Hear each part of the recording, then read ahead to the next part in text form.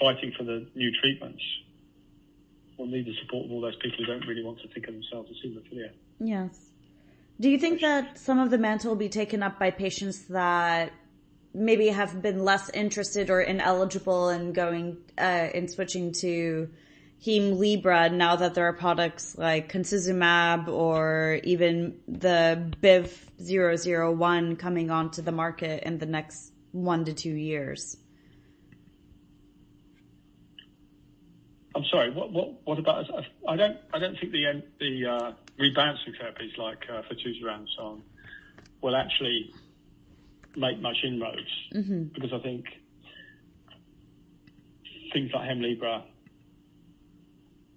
have the same advantages like subcutaneous injection and infrequent or longish intervals between injections and smooth pharmacokinetics and so on. Yes. But without the associated problems of possible thrombosis and this sort of thing. And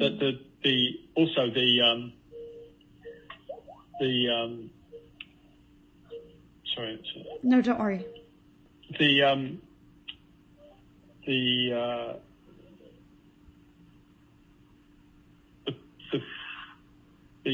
possibility of making Hemlibra more potent is probably going to happen because there are new antibodies like MIM8 and there's a new Hemlibra called TXT007 in the pipeline in the next couple of years. Yes, and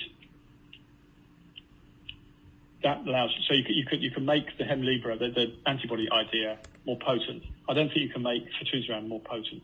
Understood. Or concizumab, because actually they're already running into thrombotic problems. And what about products like BIV001? I think that was the weekly factor 8, if I'm not mistaken. Yeah, so that's a highly modified factor 8. Yes. But it's got such a long half-life, you could give it weekly. Yes. It's really clever, and it's very good. Its advantage over Hemlibra would be that you can take it to 100%. Yes. Quite easily, and you can measure it quite easily.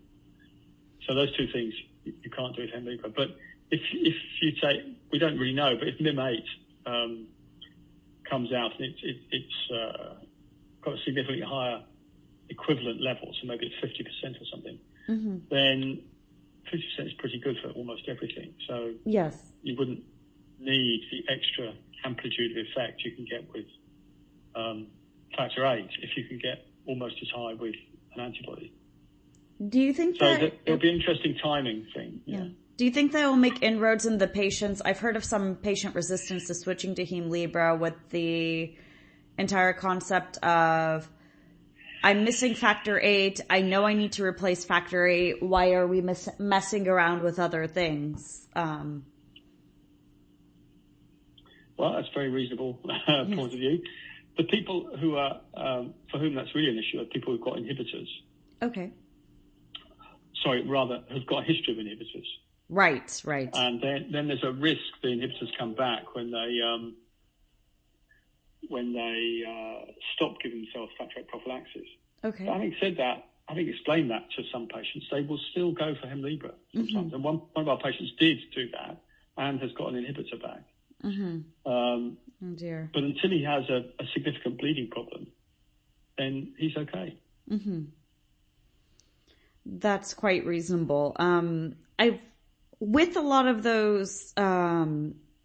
the patients, I've heard of some patients carrying on with almost a form of low dose ITI even after they eradicate the inhibitor, not just to keep some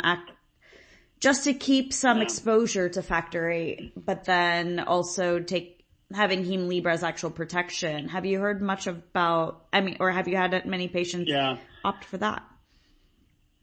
Well, that's been trialed in the US by Steve Pipe, I think. And you can see the idea. I don't think it's been done in the UK, actually, I should say. Okay. I don't know anyone who's doing that. But you can see the idea. You just give a little bit of factor 8 to maintain tolerance. Yes. But the problem seems to me, one, you've got no idea. No idea how much you need to give, how frequently.